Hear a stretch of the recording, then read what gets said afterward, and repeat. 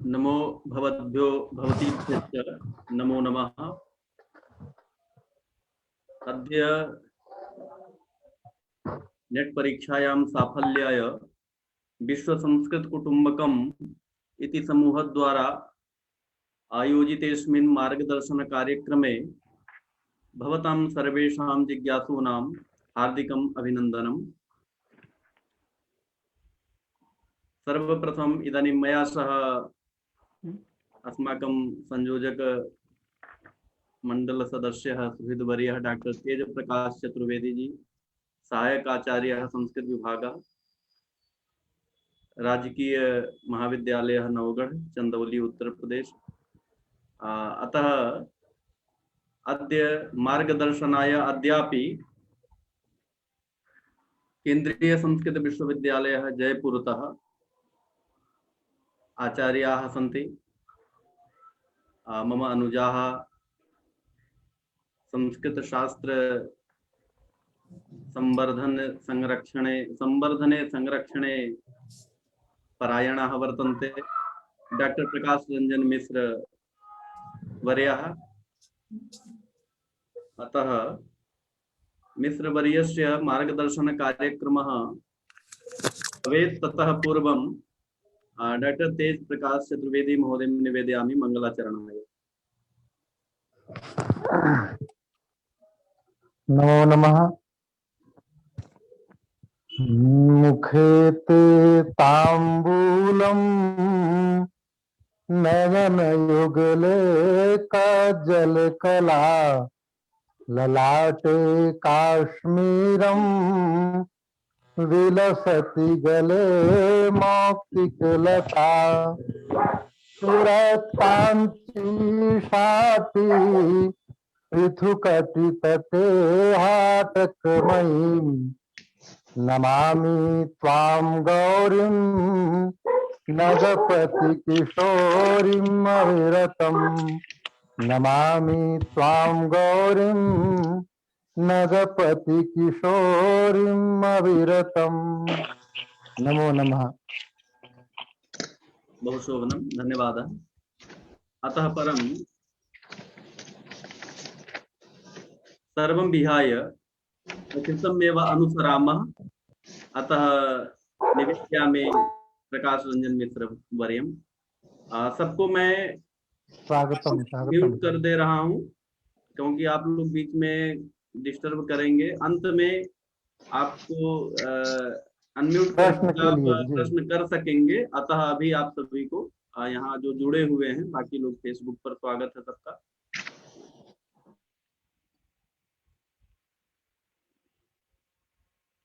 तो स्वागत है। आज वैदिक इकाई के अवशिष्ट बिंदुओं को लेकर के डॉक्टर प्रकाश रंजन मिश्र जी।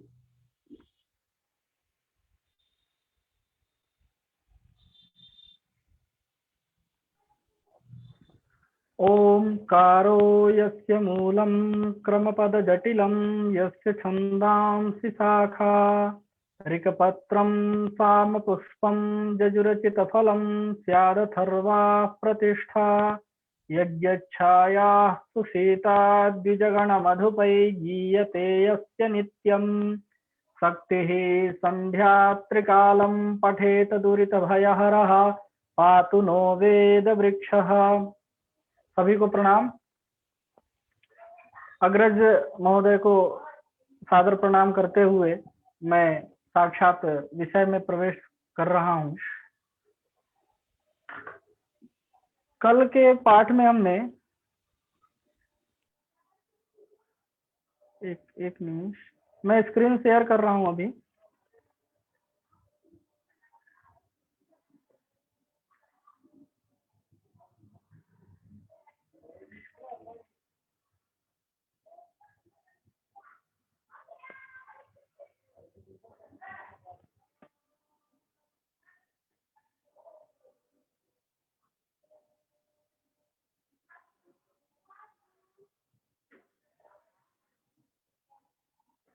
कल के अध्ययन में हम लोगों ने इन सभी विषयों का अध्ययन कर लिया था। ये हमने शुक्ल यजुर्वेद और कृष्ण यजुर्वेद का अध्ययन कर लिया था। पुनः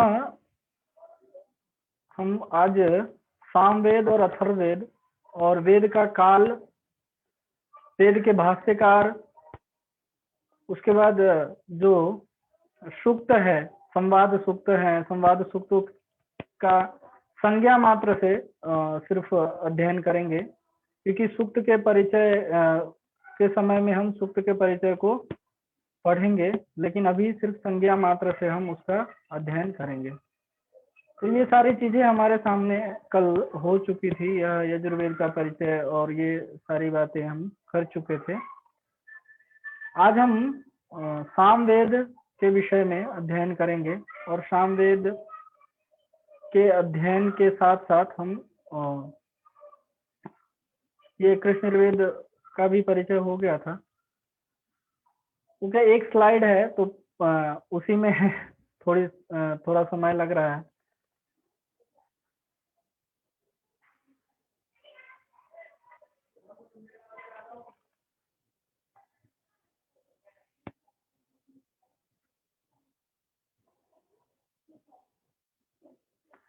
यहाँ से हमको सामवेद का अध्ययन करना है। आज सामवेद के विषय में सबसे पहले साम शब्द के विषय में हम जानते हैं। तो साम शब्द क्या है, साम का क्या महत्व है, इन सारी चर्चाओं को करते हुए हम सामवेद का सामान्य परिचय पढ़ेंगे। सबसे पहला कहा गीतिषु सामाख्या, मीमांसा में कहा गया है गीतिषु सामाख्या। गीतिषु सामाख्या यानी कि गीतात्मक जो वेद है वह क्या है, सामवेद है। पूर्व मीमांसा में जैमिनी कहते हैं कि साम के विषय में बताते हैं तो कहते हैं गीतिषु सामाख्या। फिर कहा कि आंगुष्यम साम, ऐसा ऋग्वेद में कहा गया है आंगुष्यम साम।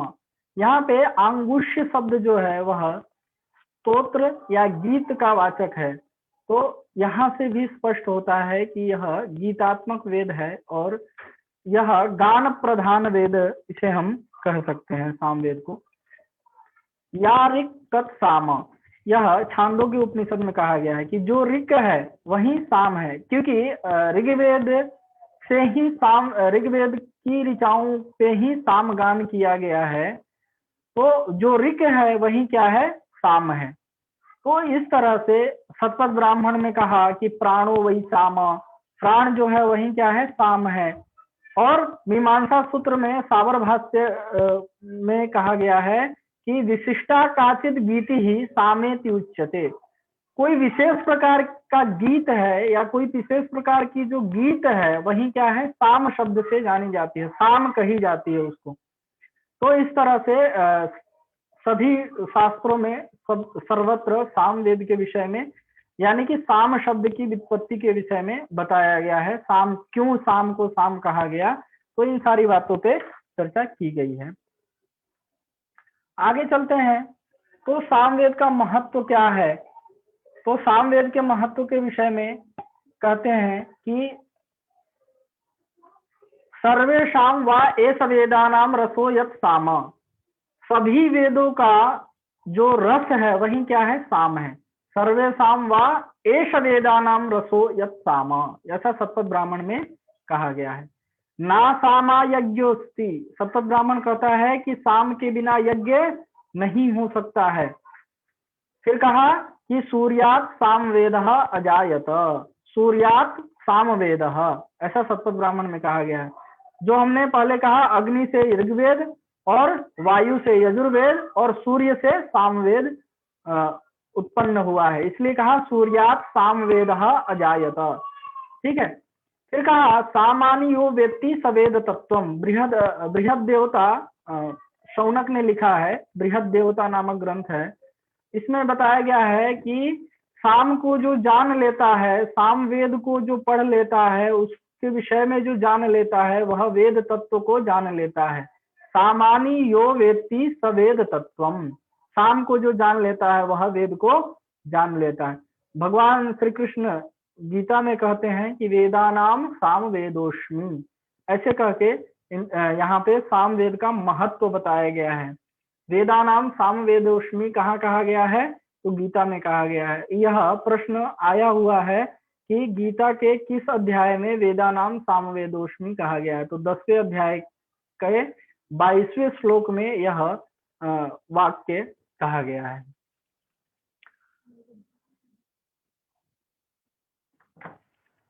फिर आगे चलते हैं तो सामवेद के शाखा के ऊपर हम विचार करते हैं। तो सामवेद की शाखा के विषय में भाष्यकार कहते हैं पतंजलि, सहस्रवर्तमा सामवेद। सामवेद की कितनी शाखाएं थी? 1000 शाखा जो थी वह सामवेद की थी, इसलिए कहा सहस्रवर्तमा सामवेद कह के भाष्यकार कहते हैं। और फिर साबर भाष्य में कहा सामवेदे संति सहस्र गीत्युपायाः, मतलब 1000 गीतों के उपाय सामवेद में बताए गए हैं। इससे यह स्पष्ट होता है कि सामवेद की 1000 शाखा थी। लेकिन चरण विभूकार जो है आचार्य सौनक कहते हैं कि अभी सांप्रत समय में सामवेद की जो है वह 3 शाखा ही प्राप्त होती है। कौथुम शाखा, उसके बाद राणायनी शाखा, और तीसरा जो है वह क्या है? जैमिनीय शाखा। यह सामवेद की 3 शाखा जो है अभी सांप्रत समय में प्राप्त होती है। ठीक है। और इसमें भी यह कौथुम और राणायनी शाखा का पठन पाठन अभी चल रहा था। जैमिनी शाखा का पठन पाठन अभी शुरू हुआ है। तो इस तरह से यह 3 शाखा जो है हमें अभी सांप्रत समय में प्राप्त होती है। 1000 में से 3 शाखा हमारे सामने हैं अभी इस समय में। फिर जब इन शाखाओं के ऊपर विचार करते हैं तो कौथुम शाखा जो है वह 2 भागों में विभक्त है। वह 2 भाग जो है वह पूर्वार्चिक और उत्तरार्चिक भेद से 2 भागों में विभक्त है यह कौथुम शाखा। कौथुम शाखा के जो 2 भाग हैं पूर्वार्चिक और उत्तरार्चिक, उनके विषय में हम जानकारी प्राप्त करते हैं। तो पूर्वार्चिक जो है वह 4 भागों में विभक्त है। वह 4 भाग कौन कौन से हैं? आग्नेय पर्व, ऐन्द्र पर्व, पवमान पर्व और आरण्यक पर्व। इस 4 पर्व के नाम से यह पूर्वार्चिक जो है वह विभक्त है। और उत्तरार्चिक जो है वह उत्तरार्चिक जो है वह बहुत सारे विभाग हैं उत्तरार्चिक के, इसलिए यहाँ पे दर्शाया नहीं गया है। उत्तरार्चिक का बहुत सारा विभाग है, जैसे दशरात्र, संवत्सर, एकाहन, आहवन, अहीन, सत्र, प्रायश्चित, इस तरह से इसके प्रमुख भेद हैं। बहुत सारे भेद हैं, इसलिए यहाँ पे उनको हम नहीं दिखा सकते हैं। तो उत्तरार्चिक के बहुत सारे भेद हैं। हमको याद रखना है कि पूर्वार्चिक के 4 भेद हैं जो पर्व के नाम से जाने जाते हैं। आग्नेय पर्व, ऐन्द्र पर्व, पवमान पर्व और आरण्यक पर्व के नाम से इन 4 भेदों को बताया गया है। आगे चलते हैं तो यह जो शाखा विचार है, अब कौथुम शाखा जो है, कौथुम शाखा पूर्वार्चिक और उत्तरार्चिक में मंत्रों की संख्या क्या है, उसमें कितने प्रपाठक हैं, इन सारे विषयों पे जब हम बात करते हैं तो पूर्वार्चिक और उत्तरार्चिक जो 2 भागों में बांटा गया है, पूर्वार्चिक में 6 प्रपाठक हैं और उत्तरार्चिक में 9 प्रपाठक हैं। पूर्वार्चिक में कितने प्रपाठक हैं? 6 प्रपाठक हैं और उत्तरार्चिक में 9 प्रपाठक हैं। मंत्रों की संख्या हम देखें तो पूर्वार्चिक में जो है वह 650 मंत्र हैं और उत्तरार्चिक में 1225 मंत्र हैं। तो 650 प्लस 1225 बराबर 1875 मंत्र सामवेद में है। सामवेद में कितने मंत्र हैं? 1875 मंत्र सामवेद में हैं। और यजुर्वेद में 1975 हैं और इसमें 1875 हैं। तो 1875 मंत्र जो हैं यह पूर्वार्चिक और उत्तरार्चिक में होते हुए पूर्वार्चिक में 650 और उत्तरार्चिक में 1225, दोनों मिला के 1875 मंत्र सामवेद में कहे गए हैं। अब पूर्वार्चिक का जो प्रथम अध्याय से लेके और 5 अध्याय पर्यंत जो ऋचा कही गई है, वह ऋचा जो है वह सामगान के नाम से जानी जाती है। पूर्वार्चिक और उत्तरार्चिक की जो ऋचा है वह सामगान के नाम से जानी जाती है, और जो छठे अध्याय की ऋचा है वह अरण्य गान के नाम से जानी जाती है। 5 प्रपाठक हैं, तो 5 प्रपाठक जो हैं उसको हम अध्याय से ही संबोधित करते हैं। जैसे प्रपाठक को अध्याय माने, तो 5 जो प्रपाठक हैं, 6 प्रपाठक हैं पूर्वार्चिक में, उसका जो 5 प्रपाठक या अध्याय कह लीजिए वह सामगान से जाना जाता है, और छठा जो प्रपाठक है या अध्याय है वह अरण्य गान के नाम से विख्यात है। तो इस तरह से यह कौथुम शाखा और कौथुम शाखा का जो परिचय है हम यहाँ पे प्राप्त कर रहे हैं।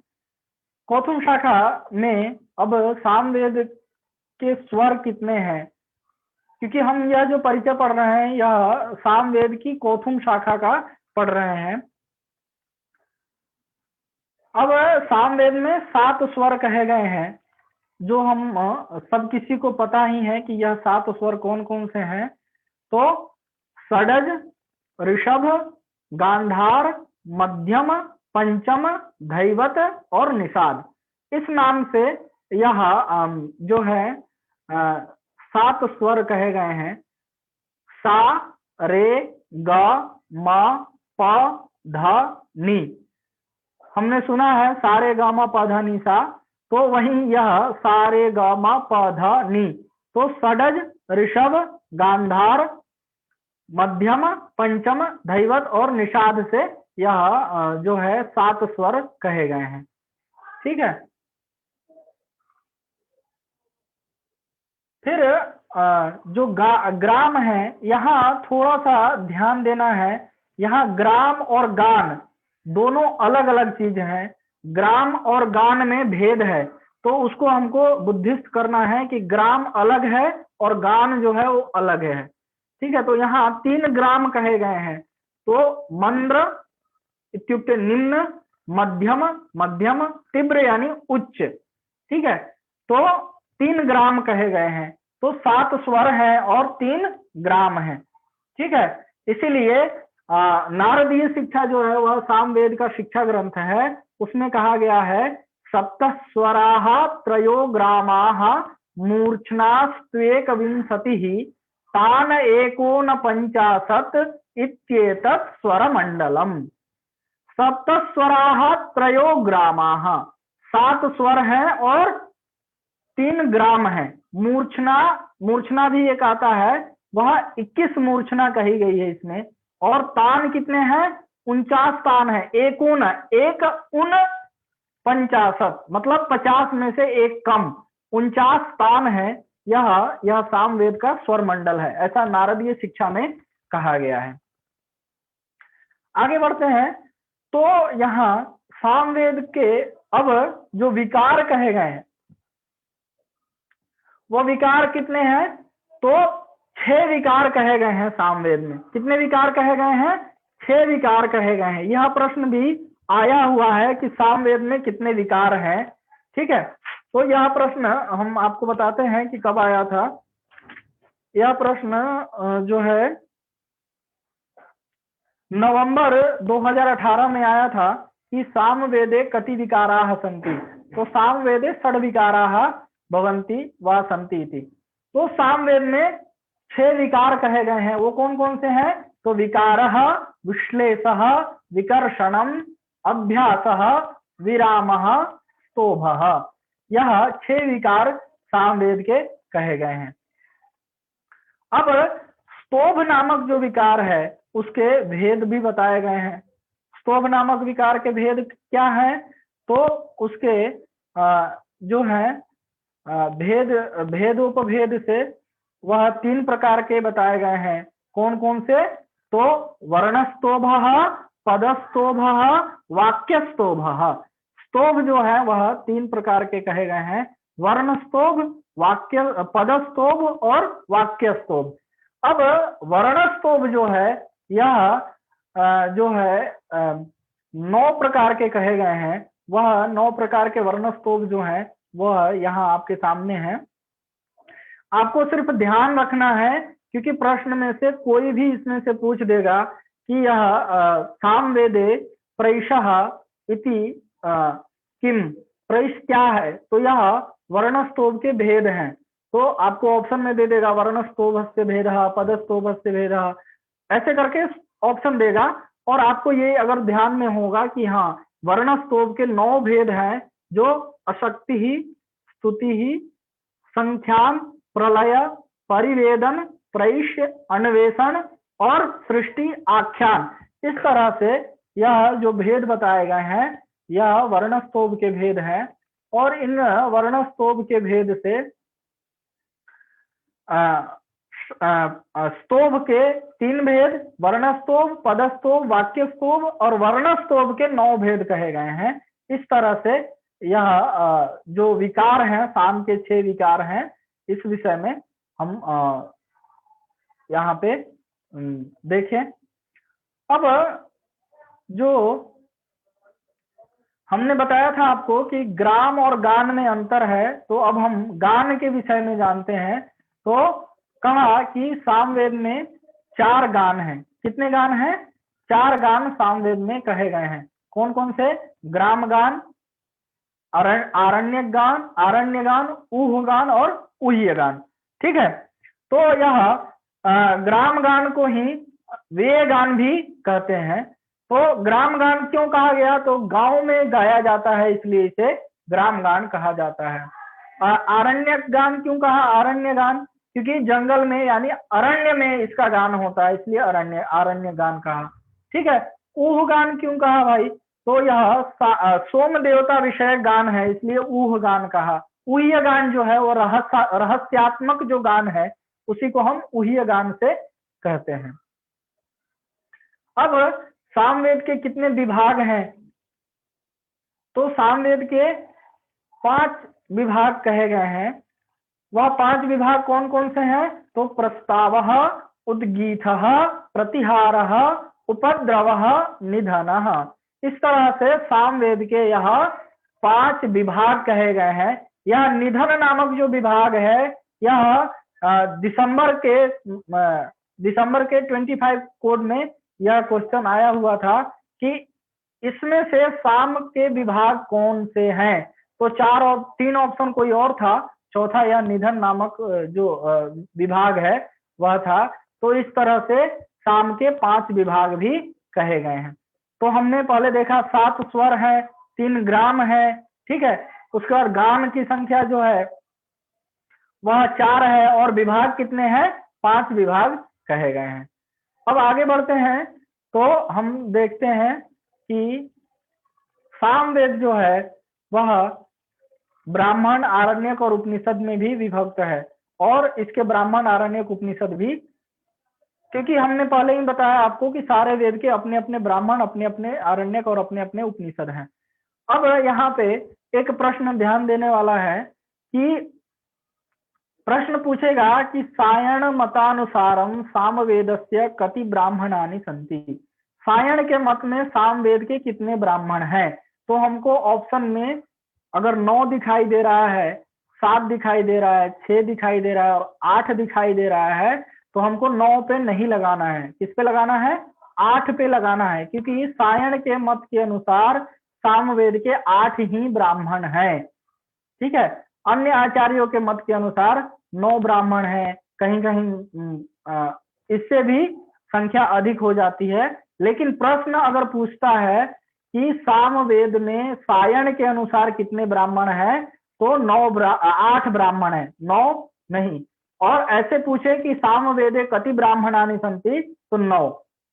ठीक है, तो ये ऑप्शन देख के आपको वहां डिसाइड करना है कि आप प्रश्न को पढ़िए और ऑप्शन देखिए, फिर जाके आपके क्वेश्चन जो हैं वो इजीली सही हो जाएंगे। अब यह सामवेद के यहाँ पे 9 ब्राह्मण के नाम दिए गए हैं।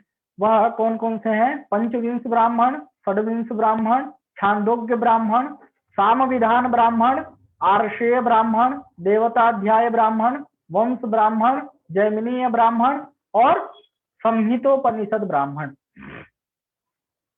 यह 9 ब्राह्मण के नाम दिए गए हैं। प्रश्न को ध्यान रखिएगा कि अगर पूछता है कि सायण के अनुसार कितने ब्राह्मण हैं, तो भैया 9 मत लगाइएगा, 8 ही लगाइएगा। ठीक है। आरण्यक क्या कितने हैं? तो 2 आरण्यक हैं, एक कवलकार आरण्यक और दूसरा छांदोग्य आरण्यक। उपनिषद भी केनोपनिषद और छांदोग्योपनिषद, यह 2 उपनिषद कहे गए हैं जो कि सामवेद के उपनिषद हैं। अब आगे चलते हैं तो सामवेद के कल्प सूक्त, जो हम सभी वेदों के स्रोत, गृह और धर्म, शुल्भ ये सूक्त हैं, इसमें से आपको एक क्वेश्चन या 2 क्वेश्चन तो आ ही जाता है सामवेद में से, क्योंकि इसमें जो है नाम जो है थोड़ा अलग है, जो सामान्य नहीं है, तो इसलिए इसमें से हमको 1-2 क्वेश्चन आ जाते हैं।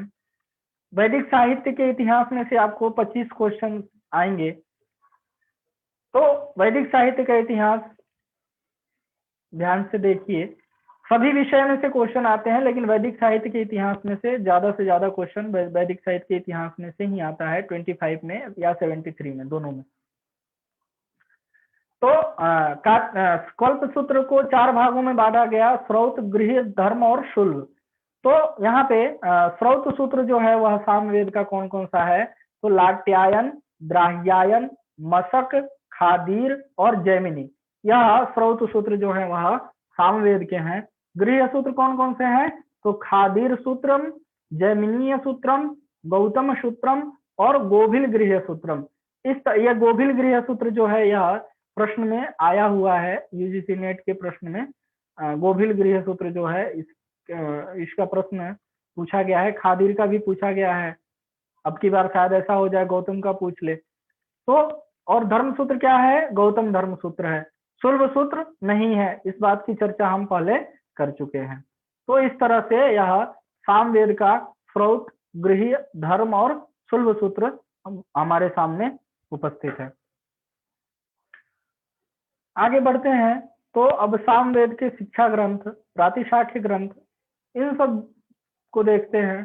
तो सामवेद की 2 शिक्षा ग्रंथ है। ऐसे शिक्षा ग्रंथ बहुत सारे हैं, लेकिन प्रचलित जो हैं वो 2 हैं, नारदीय शिक्षा और ऋक् तंत्र शिक्षा। अब यहाँ आपको थोड़ी सी कंफ्यूजन होगी कि ऋक् तंत्र शिक्षा जो है वह ऋक् का नाम सुनते ही हमको ऋग्वेद की याद आती है, और ऋग्वेद याद आता है तो फिर हम ऋग्वेद पे ही अपना जो टिक करने वाला बटन है उसको दबाएंगे। लेकिन ये ध्यान रखिएगा कि ऋक् तंत्र, ऋक् प्रातिशाख्य जो है वह ऋग्वेद का है, लेकिन अगर ऋक् तंत्र उसमें लग गया तो वह सामवेद का है। इसको ध्यान रखिएगा कि नारदीय शिक्षा और ऋक् तंत्र शिक्षा। वैसे ही प्रातिशाख्य का नाम है कि पुष्प प्रातिशाख्यम और ऋक् तंत्र प्रातिशाख्यम। तो पुष्प प्रातिशाख्य जो है वह सामवेद का है, लेकिन ऋक् प्रातिशाख्य वह ऋग्वेद का है, और ऋक् तंत्र प्रातिशाख्य जो है वह सामवेद का है। इसको ध्यान रखना है हमें।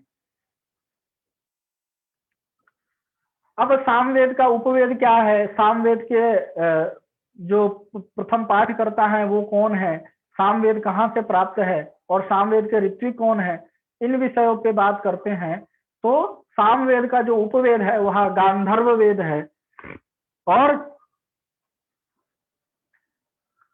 सामवेद के जो प्रथम पाठ करता है वो जैमिनी है, महर्षि जैमिनी।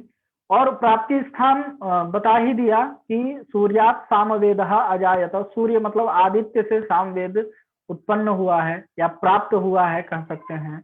और इसके ऋत्विक जो है वह उद्गाता है, उद्गात्री वेद भी इसको कहा जाता है। सामवेद को उद्गात्री वेद भी कहा जाता है। जैसे अध्वर्यु को आध्वर्य वेद भी कहा जाता है, ऋग्वेद को होत्री वेद कहा जाता है, वैसे ही इसको उद्गात्री वेद भी कहा जाता है। और यह प्राण तत्व को बताता है। सामवेद किस तत्व को बताता है? वाक, मन और प्राण। वाक इत्युक्ते ऋग्वेद, मन इत्युक्ते यजुर्वेद और प्राण इत्युक्ते सामवेद। इसलिए कहा प्राणो वै साम सत्व ब्राह्मण में। तो इस तरह से यह सामवेद का जो है सामान्य परिचय हमारे सामने पूर्ण हुआ। अब हम अथर्ववेद के विषय में बात करते हैं। तो अथर्ववेद जो है अथर्वणवंतः अथर्वश्चरति कर्मा तत्प्रतिषेधः, ऐसा निरुक्तकार कहते हैं। प्राणो अथर्वा, अथर्वणाम चंद्रमा दैवतम तदेव ज्योति, ऐसा गोपथ ब्राह्मण में कहा गया है कि अथर्व नाम चंद्रमा। अथर्व का मतलब होता है चंद्रमा, और वह उसकी ज्योति जो है वो अथर्ववेद है। तदेव ज्योति ही अथर्ववेद। ठीक है। जिस वेद में स्थिरता या चित्तवृत्तियों का निरोध रूपी योग का उपदेश है वह अथर्वण वेद कहलाता है। ऐसी भी व्याख्या प्राप्त होती है। अथर्वण मतलब गति या हिंसा। अथर्वण मतलब जहां गति ना हो, हिंसा ना हो, स्थिरता से युक्त हो, उसी को हम क्या कहते हैं? अथर्ववेद कहते हैं। अब आगे बढ़ते हैं। तो अथर्ववेद जो है, अथर्ववेद का महत्व क्या है? तो अथर्ववेद के महत्व के विषय में कहा कि यह अथर्ववेद का पारायण जो है वह अगर मन से कोई मंत्र का जप करता है श्रद्धा से समन्वित होके, तो वह फल को प्राप्त करेगा ही, यह निश्चित है। ऐसे ही ऐहिका नाम मुष्मिक फल चतुर्थम व्याचिकीर्षति, ऐसा अथर्ववेद भाष्य भूमिका में भी बताया गया है। तो अथर्ववेद का महत्व यह हमारे सामने है। अब हम अथर्ववेद के जो अलग नाम है, जैसे पूछ लेता है कि महिवेदः कस्य वेदस्य अपरम नाम। महिवेद किस वेद का अपरम नाम है? तो हमको पता नहीं है, लेकिन यहाँ अथर्ववेद के 9 नाम जो है वह बताए गए हैं। वह कौन कौन से हैं? तो अथर्ववेदः आंगिरस वेदः, ठीक है, अंगिरा ऋषि के चलते आंगिरस वेदः, ठीक। अथर्वांगिरस वेदः, अथर्वांगिरस वेदः, ब्रह्म वेदः, भृगुवंगिरो वेदः, भृगु और अंगिरो वेदः, छत्र वेदः, भैषज्य वेदः, छंदो वेदः, मही वेदः। यह मही वेद जो है, यह बार बार क्वेश्चन पूछा गया है कि मही वेद किस वेद का नाम है? तो मही वेद जो है वह अथर्ववेद का ही नाम है। ठीक है। तो इस तरह से अथर्ववेद के यह 9 नाम बताए गए हैं। आगे चलते हैं। तो अथर्ववेद जो है का शाखा विचार जब हम करते हैं, तो अथर्ववेद के शाखा विचार में महाभाष्यकार कहते हैं कि नवधा अथर्वणः। अथर्ववेद की कितनी शाखा थी? 9 शाखा थी। वो कौन कौन सी शाखा है? तो पिप्पलादः, स्तौदः, मौदः, सौनकीयः, जाजलः, जलदः, ब्रह्मवेदः, देवदर्शः, चारण वैद्यः। इस तरह से अथर्ववेद की यह 9 शाखा थी। लेकिन आचार्य सौनक ने अपने चरण व्यूह में इसको स्पष्ट किया है कि 9 शाखा में से सौनक और पिप्पलाद शाखा 2 ही शाखा हमें प्राप्त होते हैं। यह अथर्ववेद के शाखा के विषय में आचार्य सौनक अपने ग्रंथ चरण व्यूह में कहते हैं कि अथर्ववेद की 9 शाखाओं में से 2 शाखा हमें प्राप्त होते हैं, जो सौनकीय और पिप्पलाद नाम से जाना जाता है। सौनक शाखा में 20 कांड हैं। कितने कांड हैं सौनक शाखा में? 20 कांड हैं। सूक्तों की संख्या जो है उसमें 2 मत हैं। कहीं कहीं 730 सूक्त मिलते हैं, तो कहीं कहीं 731 सूक्त मिलते हैं। तो वहां ऑप्शन देख के आपको टिक करना है, क्योंकि ऑप्शन में दोनों में से कोई एक ही आएगा, या तो 730 आएगा या 731 आएगा। मंत्र जो है, मंत्र के विषय में भी 2 मत है। एक तो 5987 मंत्र हैं और कहीं कहीं 6000 मंत्र भी प्राप्त होते हैं कि अथर्ववेद में 6000 मंत्र हैं।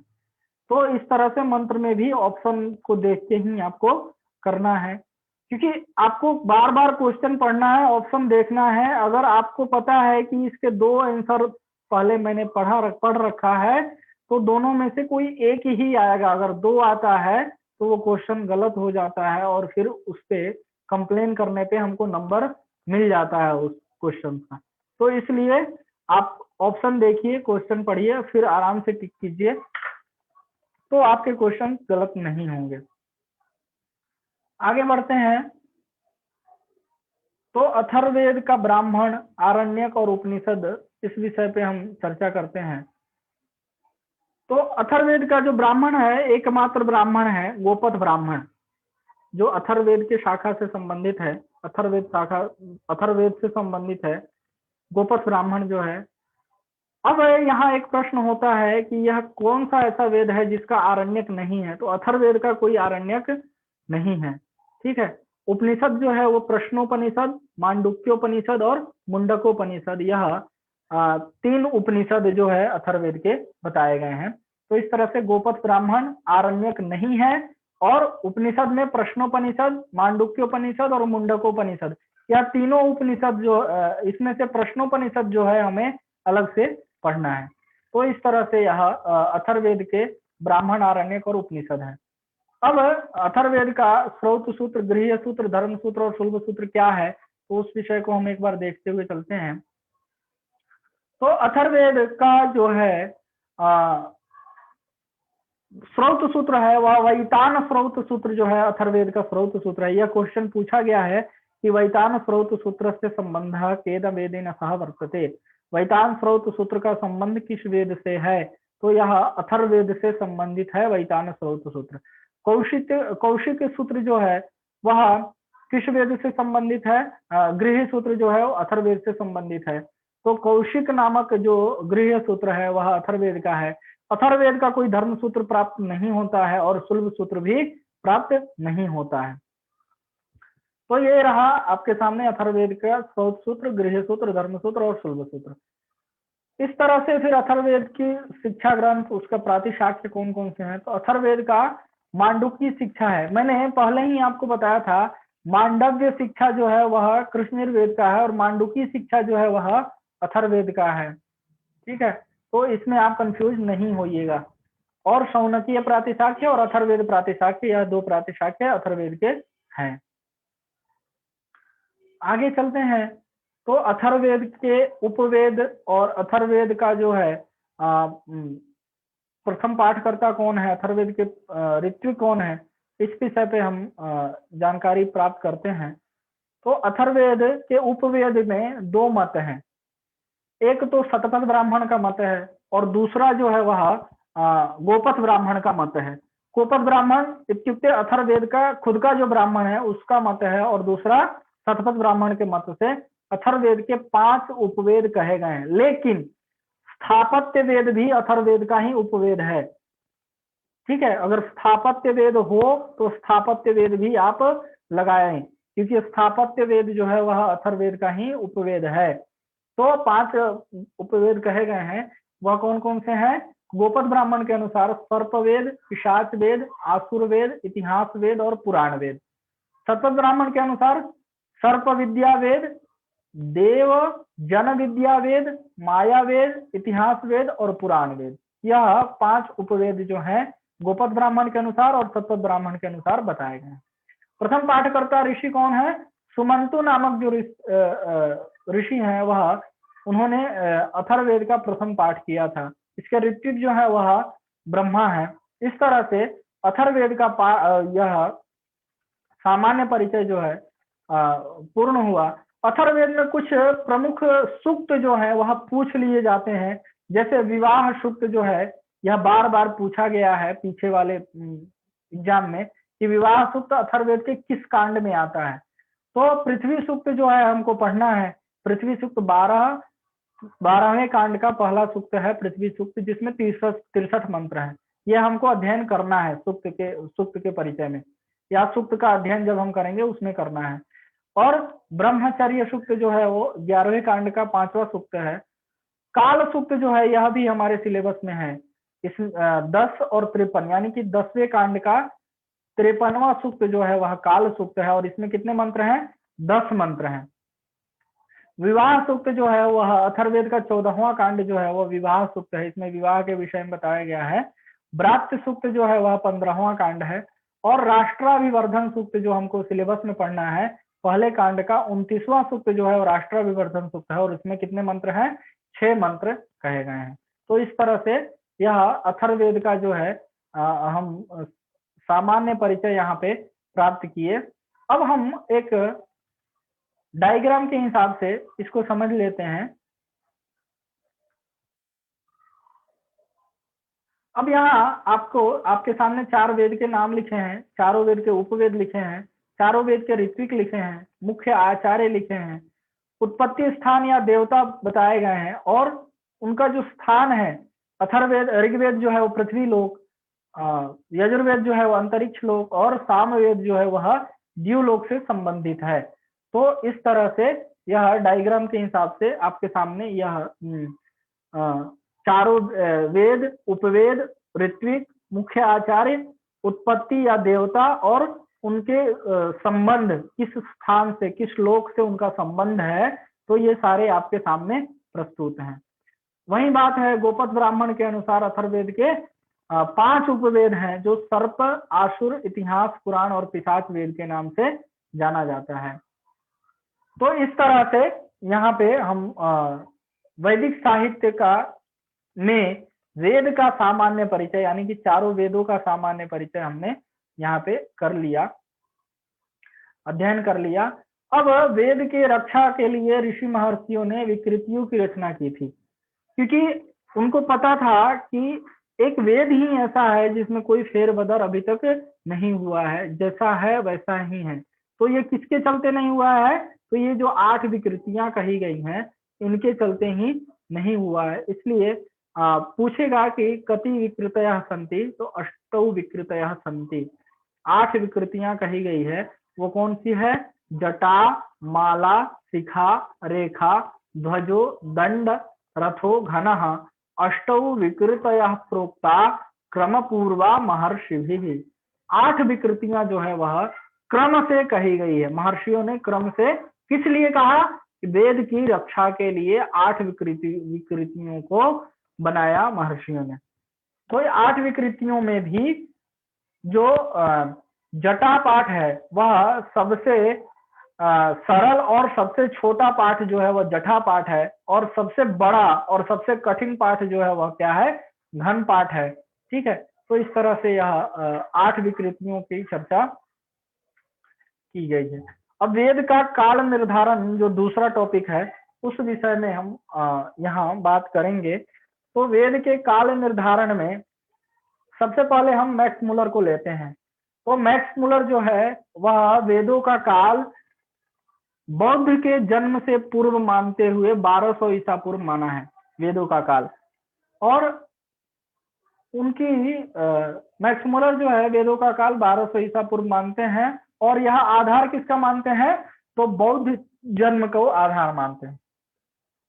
ये ग्रंथ जो है ये बार बार अभी कंटिन्यू पूछे जा रहे हैं आपसे एग्जाम में। मैक्स मुलर ने 3 ग्रंथ लिखे। मैक्स मुलर की कितनी कृति है? 3 कृतियां हैं, जिसमें हिस्ट्री ऑफ एंशिएंट संस्कृत में ही इन्होंने बौद्ध जन्म से पूर्व 1200 ईसा पूर्व माना है। फिर दूसरा ग्रंथ उन्होंने लगभग कुछ 15 के गैप में लिखा। जो पहला ग्रंथ लिखा 1859 में लिखा और 1860 में यानी 1 साल बाद ही उन्होंने एक ग्रंथ और लिखा, chips for a German workshop. इस ग्रंथ में इन्होंने 1500 माना, फिर बाद में उस बात से वो होके और फिर 1200 ही इनका मुख्य रहा कि यह 1200 ईसा पूर्व मानते हैं। और किसको आधार मानते हैं? बौद्ध जन्म को आधार मान के, बौद्ध जन्म से पूर्व को आधार मानते हुए इन्होंने यह 1200 ईसा पूर्व वेद का काल निर्धारित किया है। तीसरा ग्रंथ इन्होंने लिखा फिजिकल रियलिज्म। फिजिकल रिलीजन मतलब क्या होता है, भौतिक धर्म। वह 30 साल बाद लिखा इन्होंने। 1860 में इन्होंने chips for a German workshop लिखा था, और 1890 में इन्होंने फिजिकल रिलीजन नाम का ग्रंथ लिखा, जिसका हिंदी अर्थ होता है भौतिक धर्म। तो आपसे प्रश्न ये पूछा गया है कि भौतिक धर्म ग्रंथ किसका है, तो हमको पता होना चाहिए कि फिजिकल रिलीजन जो है उसी का नाम है भौतिक धर्म। तो यह मैक्स मूलर का है। मैक्स मूलर को कुछ लोग मोक्ष मूलर भी कहते हैं। ठीक है। अब मैक्स मूलर ने काल को, वेद के काल के निर्धारण को 4 भागों में विभक्त किया है। वेद के काल को उन्होंने 4 भागों में बांटा है। तो वो छंद काल, मंत्र काल, ब्राह्मण काल और सूत्र काल से 4 भागों में विभाजित किया है। छंद काल कब से कब तक माना है इन्होंने, 1200 से 1000। मंत्र काल माना है इन्होंने 1000 से 800, और ब्राह्मण काल 800 से 600, और सूत्र काल जो है 600 से 400 करके इन्होंने 4 भागों में वेद के काल को मानते हुए मंत्र, छंद, मंत्र, ब्राह्मण और सूत्र काल से मैक्स मूलर ने वेदों का काल जो है 1200 ईसा पूर्व माना है। तो ये हो गए मैक्स मूलर। आगे हम चलें तो आगे एक विद्वान हुए ए वेवर। ए वेवर जो है यह भारतीय परंपरा के विचारों से सहमत थे, और इनका एक ग्रंथ है history of Indian literature. History of Indian literature, इसमें इन्होंने वेदों का काल जो है 1500 ईसा पूर्व माना है। ठीक है। इन्होंने कौन सा ग्रंथ लिखा, हिस्ट्री ऑफ इंडियन लिटरेचर। ऐसा प्रश्न पूछ लेगा, हिस्ट्री ऑफ इंडियन लिटरेचर किसका ग्रंथ है, तो यह ए वेवर का ग्रंथ है। ए वेवर नामक एक विद्वान हुए, उन्होंने हिस्ट्री ऑफ इंडियन लिटरेचर नाम के ग्रंथ को संपादित किया, और उसमें इन्होंने वेद का जो काल है वो 1500 ईसा पूर्व माना। फिर एक विद्वान हुए Jacobi. Jacobi, doctor Jacobi German के विद्वान थे। इन्होंने वसंत संपात और कृतिका नक्षत्र को आधार मानकर वेदों का काल जो है 4500 ईसा पूर्व माना। अब आपसे प्रश्न पूछता है कि कौन सा पाश्चात्य विद्वान जो है वह वेदों का काल ज्योतिष के आधार पर मानता है, तो ये जैकोबी जो है यह वसंत संपात और कृतिका नक्षत्र को आधार मानकर वेदों का काल जो है 4500 ईसा पूर्व माना है। तो 2 विद्वान हैं जो ज्योतिष के आधार पे वेदों का काल निर्धारण करते हैं, तो उनके विषय में हम आगे बात करेंगे। एक तो ये जैकोबी हैं, क्यों, क्योंकि वसंत संपात और कृतिका नक्षत्र को आधार मान के, कृतिका नक्षत्र को आधार मानकर इन्होंने वेदों का काल 4500 माना है, 4500 ईसा पूर्व माना है। ठीक है।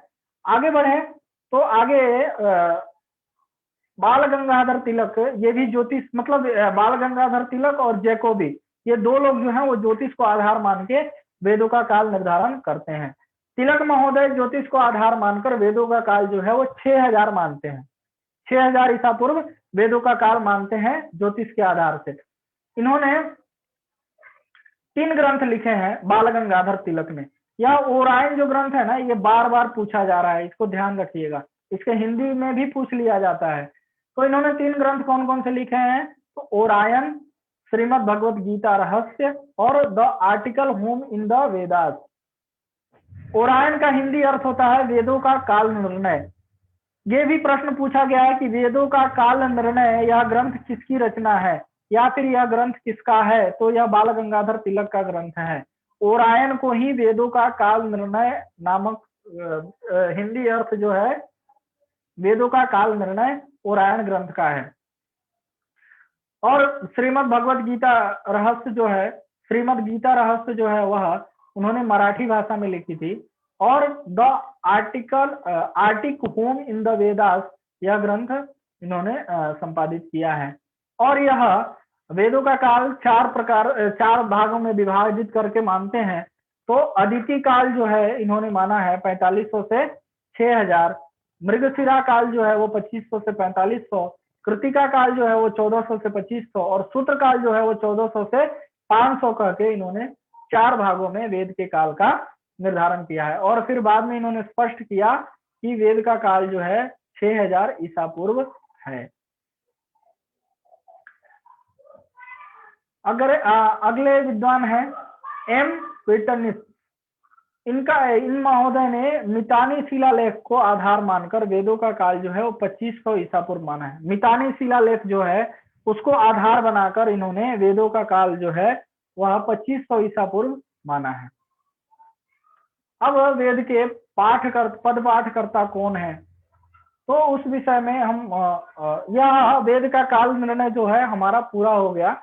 अब वेद के पद पाठकर्ता कौन है, तो ऋग्वेद के पद पाठकर्ता ऋषि हैं साकल्य ऋषि। इन्होंने ऋग्वेद का पद पाठ किया था। कुछ विद्वानों के मत में रावण ने भी ऋग्वेद का पद पाठ किया था, लेकिन वह साकल्य से थोड़ा भिन्न था।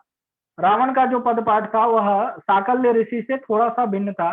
रावण जो लंकापति रावण थे, उन्होंने भी ऋग्वेद का पद पाठ किया था, लेकिन वह साकल्य ऋषि से भिन्न उनका उच्चारण था या फिर स्वर होगा, ऐसा कुछ विद्वानों का मानना है। यजुर्वेद के पद पाठकर्ता ऋषि कौन है, तो साकल्य ऋषि ही यजुर्वेद के पद पाठकर्ता ऋषि है। और कृष्ण यजुर्वेद तैतरीय शाखा के पद पाठकर्ता ऋषि जो है वह आत्रेय या आर्षेय नामक ऋषि हैं, जिनके द्वारा कृष्ण यजुर्वेद की तैतरीय शाखा का पद पाठ संपादित किया गया। सामवेद के पद पाठकर्ता कौन है, तो सामवेद के पद पाठकर्ता है महर्षि गार्ग्य। गार्ग्य ने सामवेद का पद पाठ किया था। तो इस तरह से यह पद पाठकर्ताओं के नाम और उनके विषय में जो जानकारी है वह आपके समक्ष है। अब सूक्तों का परिचय हम यहाँ अध्ययन करेंगे। तो जैसा कि आपके आदेशानुसार नाम मात्र से ही सूक्तों का ग्रहण करना था, तो उस हिसाब से मैंने यहाँ पे सूक्तों को लिया है। तो हमको सिलेबस में पढ़ना है अग्नि सूक्त, इंद्र सूक्त, पुरुष सूक्त, हिरण्यगर्भ सूक्त, वाक सूक्त और नासदीय सूक्त। इसके ऋषि, मंत्र, मंडल और छंद यह आपके सामने है। तो अग्नि सूक्त के जो ऋषि हैं वह कौन है, मधुछंदा ऋषि हैं और 9 मंत्र हैं अग्नि सूक्त में। और प्रथम मंडल का प्रथम सूक्त जो है वह अग्नि सूक्त है और गायत्री छंद है। इंद्र सूक्त जो है, इंद्र सूक्त के जो ऋषि हैं वो गृत्समद है, 15 मंत्र है इसमें। और दूसरे मंडल के का 12वां सूक्त जो है वह इंद्र सूक्त है, त्रिष्टुप छंद है। इस तरह से सभी सूक्तों के ऋषि, मंत्र और मंडल, और उसमें जो अब यहाँ पुरुष सूक्त के नारायण ऋषि हैं, 16 मंत्र है, 10-90 इसका क्रम है, 10वें मंडल का 90 नंबर का सूक्त है ये। इसमें 15 मंत्र तक तो अनुष्टुप छंद है, लेकिन 16वां मंत्र जो है वह त्रिष्टुप छंद में है। फिर आगे देखते हैं, हिरण्यगर्भ सूक्त में 10 मंत्र है, हिरण्यगर्भ ऋषि ही है और त्रिष्टुप छंद है। वाक सूक्त जो है वाक ऋषि है, 8 मंत्र है और त्रिष्टुप छंद है। नासदीय सूक्त में प्रजापति ऋषि है, 7 मंत्र है। क्रम जो है वो आपको याद ही है, 10, 129 और त्रिष्टुप छंद है इसमें। आगे बढ़ते हैं तो फिर वरुण सूक्त जो है वह सुनश्चेप ऋषि है, सुनश्चेप व वशिष्ठ ऋषि है, 21 मंत्र है इसमें। सबसे बड़ा सूक्त जो है यह वरुण सूक्त ही है, 21 मंत्र है। संवाद सूक्त में नहीं, इसमें सूक्तों में यह सबसे बड़ा सूक्त है वरुण सूक्त। और 1-25 इसका क्रम है, गायत्री छंद है इसमें। सूर्य सूक्त जो है वो कक्षीवान ऋषि है, 7 मंत्र है, 1-125, त्रिष्टुप और अनुष्टुप छंद है इसमें। उषा सूक्त है, विश्वामित्र ऋषि है, 7 मंत्र है, 3-61 और त्रिष्टुप छंद है। पर्जन्य सूक्त है, अत्रि ऋषि है, 10 मंत्र है, 5-83 जो 5वां मंडल का 83 नंबर का सूक्त है यह। इसमें 3 छंद है, त्रिष्टुप, जगती और अनुष्टुप। ये 2 सूक्त जो है नए जुड़े हैं। अक्ष सूक्त, इसमें अक्ष और मौजवान देवता है, सॉरी ऋषि हैं, 10 मंत्र है और मंडल जो है 10-34 है, त्रिष्टुप और जगती छंद है इसमें। ज्ञान सूक्त है, बृहस्पति और अंगिरस ऋषि हैं, 11 मंत्र है, 10-71 इसका क्रम है और त्रिष्टुप और जगती छंद है इसमें। तो इस तरह से यह सूक्तों का जो है हमको सामान्य परिचय यहाँ प्राप्त हुआ। अब हम संवाद सूक्तों के विषय में जानते हैं। तो संवाद सूक्त जो है वह कौन कौन से हैं, तो 4 संवाद सूक्त हमको पढ़ने हैं सिलेबस में। विश्वामित्र नदी संवाद, यम यमी संवाद, पुरुरवा उर्वशी संवाद, शर्मापणि संवाद। विश्वामित्र नदी संवाद में 13 मंत्र हैं और यह ऋग्वेद के तीसरे मंडल का 33वां सूक्त है। यम यमी संवाद में 14 मंत्र हैं और यह ऋग्वेद के 10वें मंडल का 10वां सूक्त है। पुरुरवा उर्वशी संवाद में 18 मंत्र हैं, यह ऋग्वेद का 10वें मंडल का 95 नंबर का सूक्त है। शर्मापणी में 11 मंत्र हैं, 10वें मंडल के 108 नंबर का सूक्त है। ये इस तरह से 4 संवाद सूक्त हमको पढ़ने हैं और यह 4 संवाद सूक्त आपके सामने है। अब हम भाष्यकार के विषय में आदेशानुसार नाम मात्र से ही भाष्यकारों का हम उल्लेख कर लेते हैं। तो ऋग्वेद के भाष्यकार जो हैं वह स्कंद स्वामी है, जो प्रथम भाष्यकार कहे जाते हैं। अगर प्रश्न पूछता है कि ऋग्वेद का सबसे पहला भाष्यकार कौन है, तो स्कंद स्वामी है। ठीक है। और स्कंद स्वामी ने जो है 4 अष्टक तक ही ऋग्वेद का भाष्य किया था और उसके बाद का जो भाष्य है वह नारायण और उद्गीत नामक जो विद्वान हुए उन्होंने उसको किया। फिर आगे का जो भाष्य है नारायण और उद्गीत नामक जो विद्वान हुए उन्होंने किया। अब यहाँ पे देखने वाली बात है कि नारायण और उद्गीत जो है उसके बाद का, यानी कि स्कंद स्वामी ने जो 4 अष्टक तक, यानी 8 अष्टक है ऋग्वेद में, उसमें से 4 अष्टक तक उन्होंने जो भाष्य किया, उसके बाद क्रम से नारायण और उद्गीत नामक जो आचार्य हुए उन्होंने इस पे भाष्य किया। समय अतिक्रमण हो रहा है।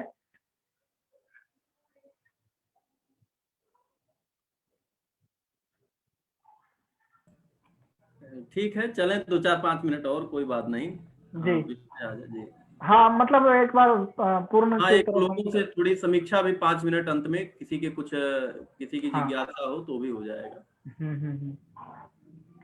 तो इस तरह से यह, अब सबका परिचय मैं नहीं दे सकता, मैंने तो सोचा था सबके बारे में थोड़ा थोड़ा बता दूंगा, लेकिन ये जो आपके सामने दिख रहे हैं ये सारे भाष्यकार हैं और ये क्रम से ही हैं, तो इनको आपको याद करने में कोई समस्या नहीं होगी, क्योंकि यह क्रम जो है यह उसी क्रम से मैंने इनको रखा है कि पहले जो ऋग्वेद के भाष्यकार हैं, नाम उच्चारण कर लेता हूं मैं एक बार, और इन भाष्यकारों के नाम अपने अपने ग्रंथ के नाम भी हैं, वो भी मैं एक बार ऐसे बता देता हूं। तो स्कंद स्वामी ने ऋग्वेद के सबसे प्रथम भाष्यकार कौन है? स्कंद स्वामी, और ये ऋग्वेद के भाष्यकार हैं।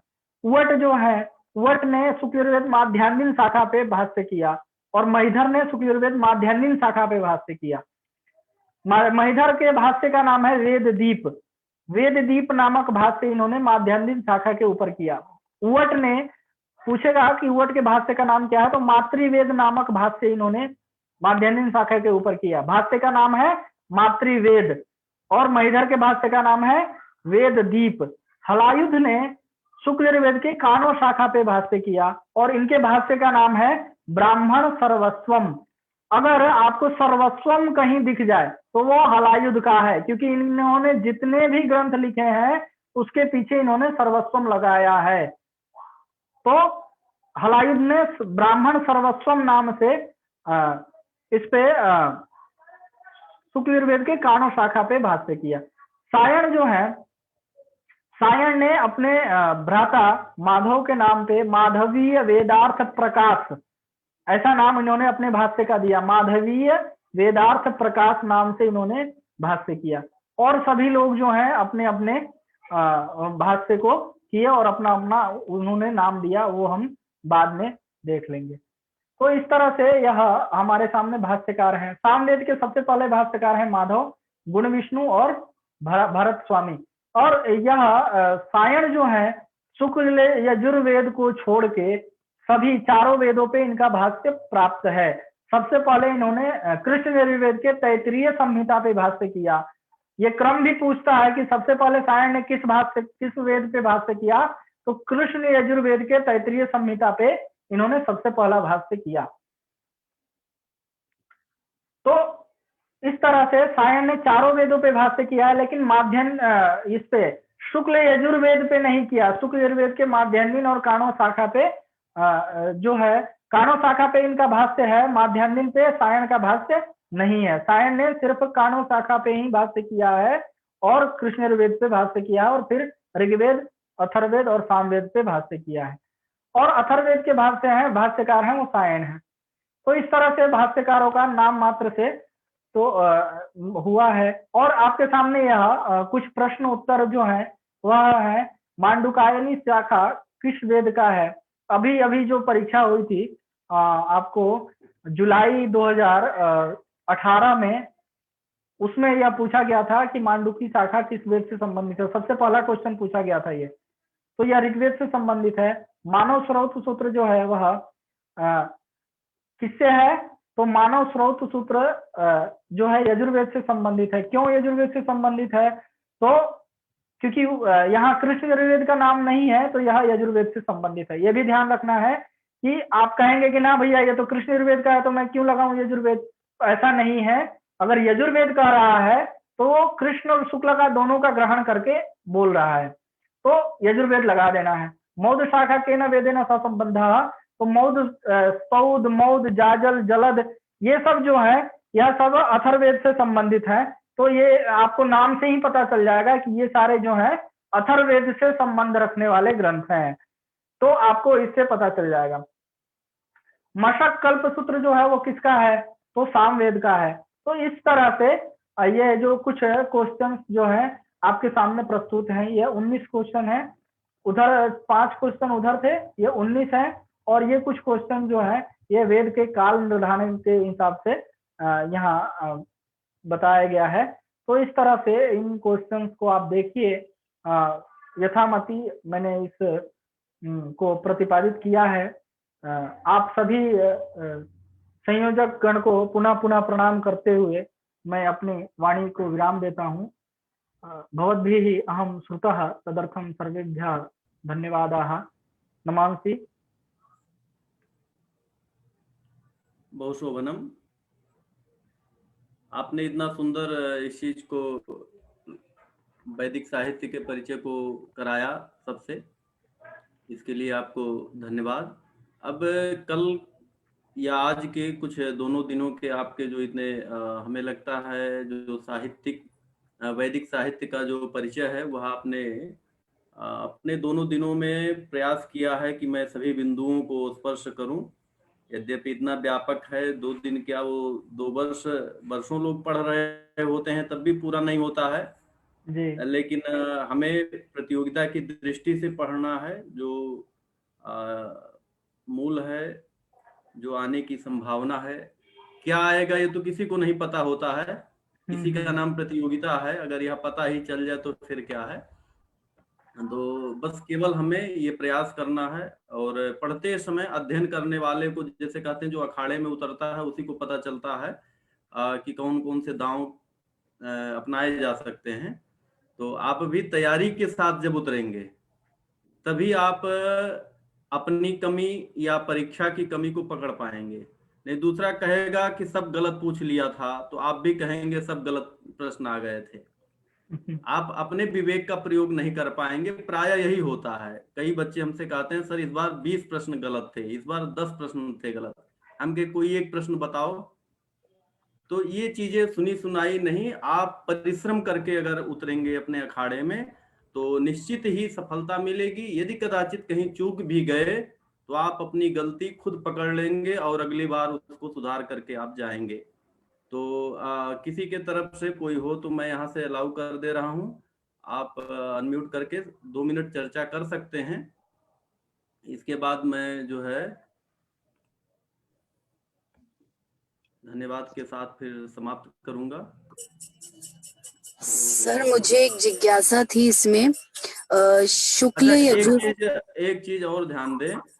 हालांकि अब कल से तो इस पर शायद नहीं जुड़ पाएंगे जूम पे, आप लोग फेसबुक पर ही सुनना होगा। लेकिन अगर मान लीजिए हम कोई व्यवस्था करते हैं तो इसमें हम उन्हीं को अलाउ करेंगे जो अपने नाम, जो आपका नाम है उस नाम से जब आप जुड़ेंगे। कई लोग होते हैं कुछ भी नाम लिख करके या जैसे तैसे भी जुड़ जाते हैं, तो ऐसे नहीं आना चाहिए। हम एक उच्च शिक्षा, देश की जो सबसे बड़ी शिक्षा है उच्च शिक्षा, उसके प्रोफेसर बनने के लिए, उसके आचार्य बनने के लिए, उसका अध्यापक बनने के लिए हम प्रयासरत हैं। तो हमारे अंदर उच्च आदर्श और उच्च संस्कार भी आने चाहिए, वह भी इसी का ही एक अंग है। तो बहुत लोग हैं अपना सब कुछ छिपाना चाहते हैं, छिपा करके, यानी वो आप मन में ही शुरू से खोट पाल रहे हैं अपने आप को। तो हीनता नहीं लानी चाहिए, क्योंकि आप जो हैं वो आप ही हैं।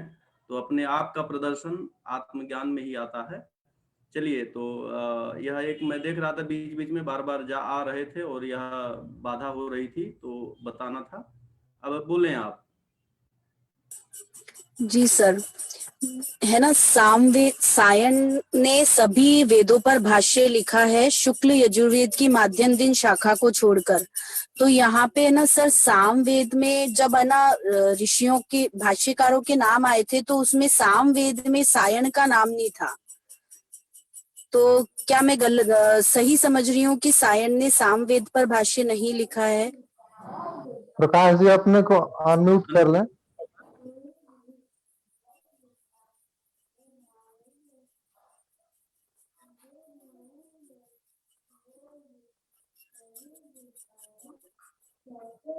खुद को अनम्यूट कर लें। प्रकाश जी आपकी आवाज नहीं आ पा रही है। सर मेरी आवाज आ रही थी, अभी मैंने बोला हाँ जो। हाँ हाँ हाँ आपकी हाँ। आ रही है। हाँ, आ रही है। इसमें क्या है कि शायद वो मेरी गलती हो सकती है, टंकन दोष के चलते मैंने सायन वेद में सायन का नाम नहीं लिखा होगा। लेकिन सायन ने सिर्फ शुक्ल यजुर्वेद माध्यम शाखा को छोड़ के और सभी वेदों पे, सभी ब्राह्मणों पे और सभी आरण्यकों पे भाष्य किया है। ऐसा नहीं कि सिर्फ वेद पे ही भाष्य किया, उन्होंने सारे के सारे ब्राह्मण पे, आरण्यक पे भी भाष्य किया। जब ब्राह्मण का परिचय हम पढ़ेंगे तो उसमें भी भाष्यकार का जब परिचय पढ़ेंगे तो उसमें सायन का नाम आएगा ही। सिर्फ इतना ध्यान रखना है कि सायन ने शुक्ल यजुर्वेद माध्यमिक शाखा पे भाष्य नहीं किया है और सभी वेदों पे किया है। ठीक है सर, ठीक है, धन्यवाद सर। जी गुरुजी प्रणाम। गुरुजी एक ये कुछ प्रश्न था कि गुरुजी जैसे प्रथम मंडल के ऋषि के विषय में बहुत ज्यादा कंफ्यूजन होता है। कहीं पर मधुचंदा मिलते हैं, आपने शताक्षी बताया है, कहीं पर वैश्वामित्र है, विश्वामित्र भी मिलता है। तो गुरुजी विश्वामित्र इसमें कहीं नहीं मिलेगा, वैश्वामित्र मिलेगा, विश्वामित्र नहीं मिलेगा आपको। जी जी गुरुजी वही वैश्वामित्र मिलता है। तो तो इसमें मधुचंदा का ही नाम, जैसे सर ने, तेज प्रकाश सर ने, कल मैं ग्रुप में देख रहा था, किसी ने पूछा कि विश्वामित्र है और वैश्वामित्र भी है, तो सर ने बहुत अच्छा बताया था कि मधुचंदा का ही जो दूसरा नाम है वो वैश्वामित्र है। और इसमें बहुत सारे ऋषि हैं, ये नो डाउट, लेकिन क्या है, जो मुख्य है ना उन्हीं को पूछता है, और वो जो है मधुचंदा ही है। और सतार्चिन सबसे प्रमुख जो है वो सतार्चिन नामक ऋषि हैं, जो प्रथम मंडल के ऋषि हैं सतार्चिन, दूसरे मंडल का गृत्समद।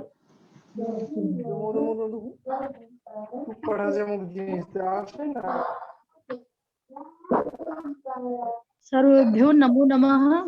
गुरुजी एकं प्रश्नमस्ति मम। मम ध्वनिः गच्छति गुरुजी? हाँ आ रही है। जी जी आगच्छति।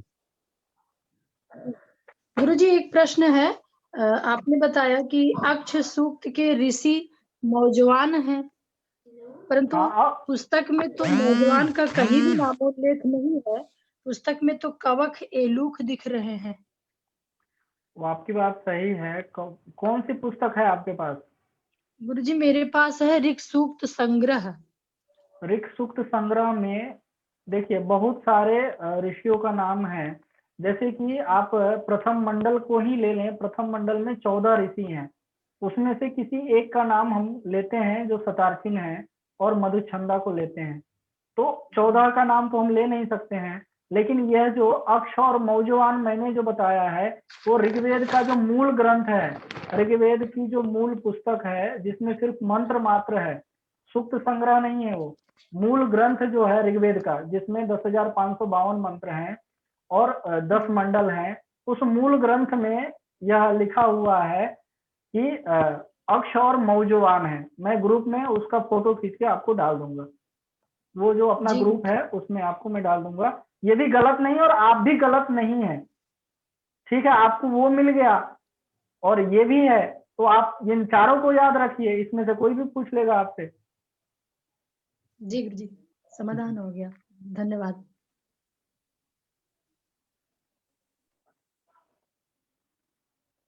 सर ये ना प्रथम और द्वितीय मंडल में, दशम मंडल में बहुत सारे ऋषि दिए गए हैं, तो ये ना एक ही ऋषि का निर्धारण किस आधार पर किया है? जैसे फर्स्ट के शतार्चिन बताया है आपने, तो वहां पे मधुचंदा जैसे बहुत प्रसिद्ध है, तो उन्हें क्यों नहीं लिया गया? आधार क्या है मतलब वृद्ध संबंध बताने का?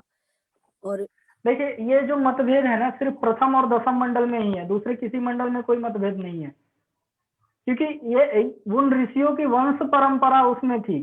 तो उन्होंने क्या किया, जैसे हम क्या सोचते हैं, मान लीजिए हम कोई कृति लिखते हैं, ठीक है, तो हम कोई कृति लिखते हैं तो हम उसमें अपने दादाजी का भी नाम दे देते हैं, अपने पापा का भी नाम दे देते हैं, अपने मम्मी का भी नाम दे देते हैं, तो उसमें से कोई मुख्य एक होगा ना, तो वो क्या वंश परंपरा है। जैसे 10वां मंडल है वो वंश परंपरा है, तो उन्होंने भृगु के जो वंश थे उनका सबका नाम उन्होंने डाल दिया उसमें, तो मुख्य जो है वो भृगु ही हुए।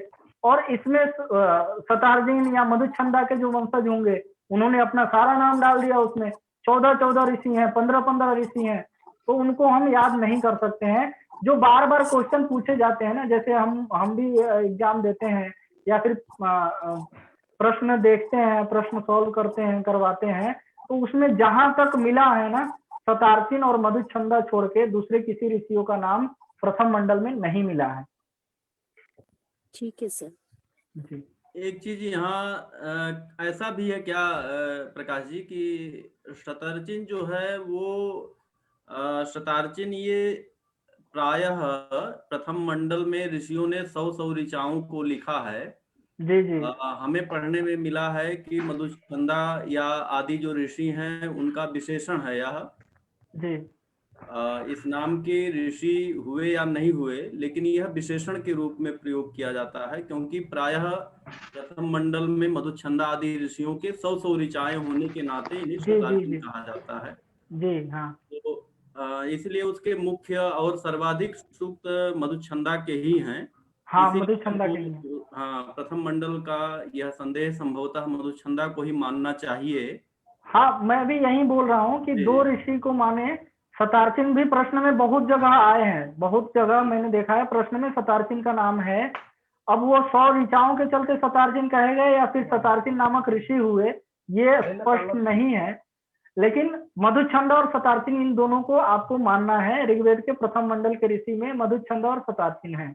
और आपको एक बात बताना मैं भूल गया था, ऋग्वेद को दशतई नाम से भी जाना जाता है। यह क्वेश्चन पूछा गया है बहुत बार कि 10 मंडल होने के चलते दशतई नाम से भी ऋग्वेद को जाना जाता है। चलिए, बहुत अच्छा। इसी तरह अभ्यास चलता रहे और अपने सभी प्रतिभागियों के प्रति बहुत बहुत शुभकामनाएं हैं कि आपका परिश्रम सार्थक हो और आप मई के बाद मुस्कुराते हुए, हंसते हुए आप ऐसे मिल करके और अपनी खुशी जाहिर करें। आपको मार्गदर्शन प्राप्त हुआ विश्व संस्कृत कुटुंबकम से। यहाँ पर संस्कृत के लिए समर्पित विद्वानों ने अपना समय दिया, जिसका मार्गदर्शन आपने प्राप्त किया, यह आपको खुशी होगी।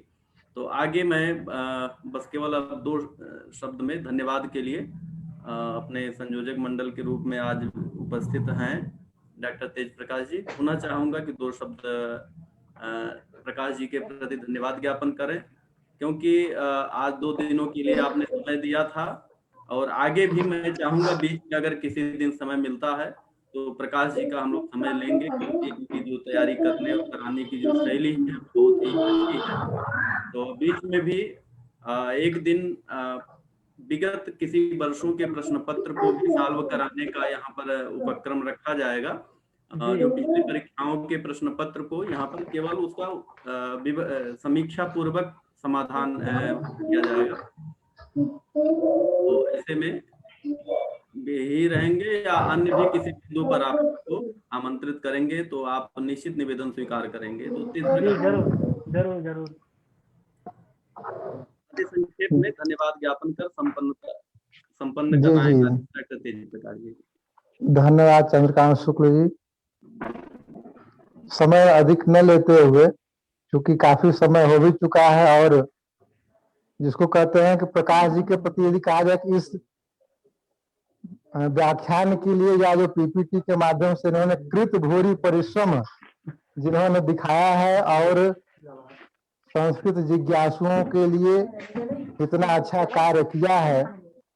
यद्यपि यह पटल सभी संस्कृत जिज्ञासुओं के लिए, केवल नेट के लिए ही नहीं, जैसे कहते हैं कि सर्वे पदा हस्ते पदे निमग्ना है, अगर इसकी तैयारी हो जाती है तो सारे व्याख्यान या सारे कंपटीशन की तैयारी एक तरह से इसी में समाहित हो जाती है। और 25 कोड के साथ साथ 73 कोड दोनों अगर वैदिक वांग में देखा जाए तो इसी में समाहित हो जाता है। तो ऐसे व्याख्यान को प्रस्तुत करने के लिए प्रकाश रंजन मिश्र जी का मैं बहुत बहुत धन्यवाद करता हूं। और इस मंच के माध्यम से, इस समूह के माध्यम से, क्योंकि इस समूह में वाचस्पति मिश्र जी जो कि राष्ट्रीय संस्थान के अध्यक्ष भी हैं, हम सभी को आशीर्वाद प्रदान करते रहते हैं। ऐसे नवलता जी एवं साथ साथ प्रांगेश मिश्र जी, इसके साथ अन्य कई विद्वान जुड़े हुए हैं और सभी नई पीढ़ी के प्रति अपेक्षा रखते हैं कि किस प्रकार से संस्कृत को आगे बढ़ाएं। तो इस कार्य में प्रकाश रंजन मिश्र जी ने अपना प्रतिदिन योगदान दिया है, इसके लिए मैं बहुत बहुत धन्यवाद देता हूं। इसके साथ साथ समस्त सुधीजनों का भी जो फेसबुक के माध्यम से भी जुड़े हैं और जो इसमें प्रतिभाग करके लाभ ले रहे हैं, स्वयं के साथ साथ संस्कृत भारती का भी वाग्वर्धन कर रहे हैं, ऐसे आप सभी को बहुत बहुत धन्यवाद। नमो नमः। जय हिंद, जय भारत। अमर वाणी विजयताम। आपको भी धन्यवाद। ठीक है, फिर हम लोग